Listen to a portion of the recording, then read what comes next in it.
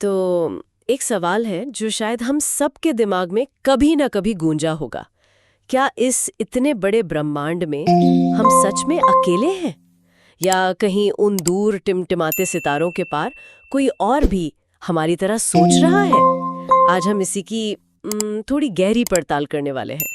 हमारे पास यूएफओ देखे जाने की रिपोर्ट्स हैं, अंतरिक्ष से आते कुछ अजीब से सिग्नल्स हैं, दूसरे ग्रहों पर जीवन की संभावनाओं की बातें हैं और कुछ थ्योरीज भी हैं। तो चलिए इस रहस्य के दरवाजे पर दस्तक देते हैं। हाँ बिल्कुल। और ये सवाल मतलब कोई नया नहीं है। सदियों से इंसान आसमान को देखकर यही सोचता आया है। इसमें वो वैज्ञानिक जिज्ञासा भी है और एक आम इंसान की कल्पना भी। हाँ, तो शुरुआत करते हैं सबसे ज्यादा चर्चा में रहने वाली चीज से, यूएफओस, मतलब अनआइडेंटिफाइड फ्लाइंग ऑब्जेक्ट्स। दुनिया भर से लोग कहते हैं कि उन्होंने आसमान में अजीब चीजें देखी हैं, लेकिन हाल में जो अमेरिकी सरकार ने कुछ रिपोर्ट्स निकाली हैं, वो थोड़ी क्या कहते हैं चौंकाने वाली हैं। सही कहा, चौंकाने वाली इसलिए क्योंकि वो सिर्फ अज्ञात नहीं कह रही। हाँ, उनमें ऐसी उड़ने वाली चीजों का जिक्र है जिनका उड़ने का तरीका, बिल्कुल, उनकी रफ्तार, उनका अचानक मुड़ जाना बिना किसी आवाज या प्रोपल्शन के, जैसे कोई पंख नहीं, कोई इंजन नहीं, ये हमारी आज की टेक्नोलॉजी से तो बिल्कुल अलग लगता है। हाँ बिल्कुल परे। तो सवाल यही उठता है कि अगर ये हमारी तकनीक नहीं तो फिर क्या ये कहीं और से आए हैं? यही तो सबसे बड़ा सवाल है। देखिए, आसमान में दिखी हर चीज की पुष्टि करना तो हमेशा ही मुश्किल होता है। कई बार वो मौसम के गुब्बारे होते हैं या ड्रोन या कुछ और। हाँ वो तो है। लेकिन जब सरकारी रिपोर्ट्स खुद ये माने कि हाँ, कुछ ऑब्जेक्ट्स ऐसे हैं जिनकी व्याख्या हमारे पास नहीं है, जिनकी क्षमताएं ज्ञात भौतिकी के नियमों को चुनौती देती सी लगती हैं, तब बात गंभीर हो जाती है। हाँ, तब मामला वाकई गंभीर हो जाता है। ये रहस्य को और गहरा बना देता है। सही कहा। लेकिन क्या हो अगर सबूत सिर्फ आसमान में उड़ती चीजों तक ही ना हो? क्या ऐसा हो सकता है कि कोई हमसे संपर्क करने की कोशिश कर रहा हो? अच्छा, जैसे कि वो सेटी प्रोजेक्ट्स। हाँ, सेटी, सर्च फॉर एक्स्ट्राटेरेस्ट्रियल इंटेलिजेंस।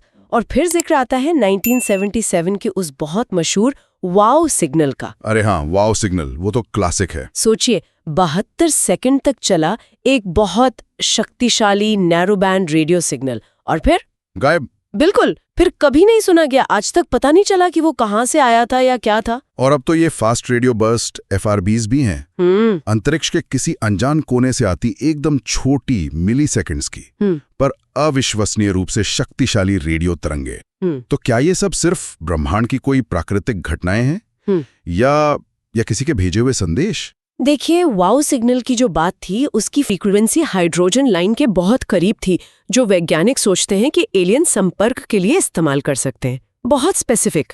अच्छा, और FRBs का रहस्य उनकी वो जबरदस्त एनर्जी है, वो भी इतने कम समय में। वैज्ञानिक इन्हें गंभीरता से इसलिए ले रहे हैं क्योंकि इनके पैटर्न या इनकी कुछ खासियतें ऐसी हैं जिन्हें सिर्फ प्राकृतिक घटनाओं से समझाना थोड़ा मुश्किल लगता है। मतलब ये नहीं कह रहा कि वो एलियंस ही हैं, पर इंटेलिजेंस स्रोत की संभावना को एकदम से खारिज भी नहीं किया जा सकता। ठीक है, सिग्नल्स की बात तो समझ आती है, पर क्या जीवन हमारे इतने करीब, मतलब हमारे सौर मंडल में ही कहीं और हो सकता है? मंगल ग्रह पर पानी के सबूत तो मिले ही हैं।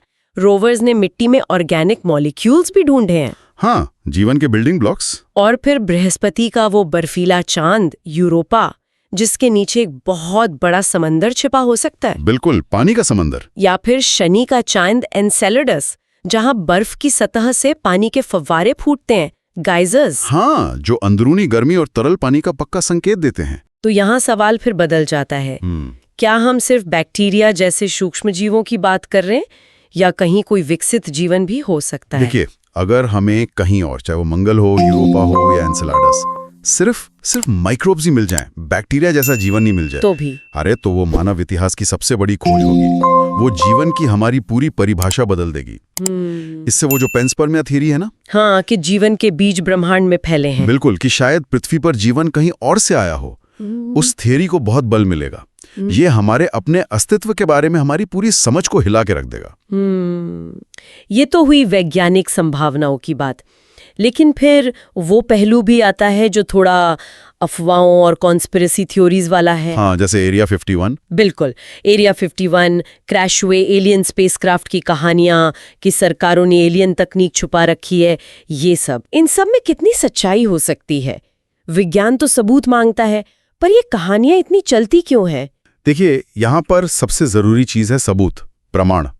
ज्यादातर जो ये सनसनीखेज दावे होते हैं ना, हाँ, उनके पीछे कोई ठोस वेरीफाइबल सबूत नहीं होता। ये कहानियां शायद हमारी कल्पना को पकड़ती हैं, रहस्य के प्रति हमारा जो आकर्षण है उसे दिखाती हैं। शायद।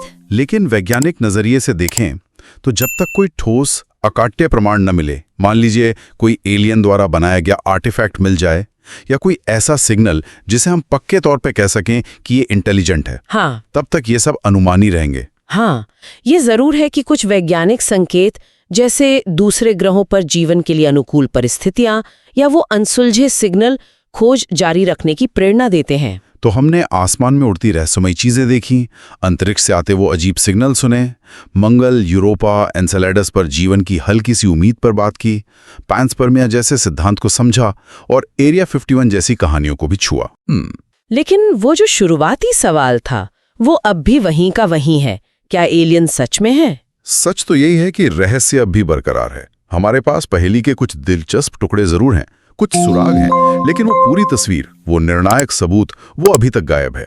खोज जारी है। हाँ, खोज पूरे जोरों पर है। शायद आने वाले वक्त में टेक्नोलॉजी की मदद से हमें इस सवाल का कोई ठोस जवाब मिल जाए। लेकिन सोचिए, अगर वो है तो क्या हम उनसे कभी संपर्क कर पाएंगे? क्या हम उनसे मिल पाएंगे? और अगर मिलें तो वो मुलाकात कैसी होगी? इस पर बात करेंगे अगली बार। तब तक रात को आसमान की तरफ देखकर इन संभावनाओं के बारे में सोचिएगा जरूर।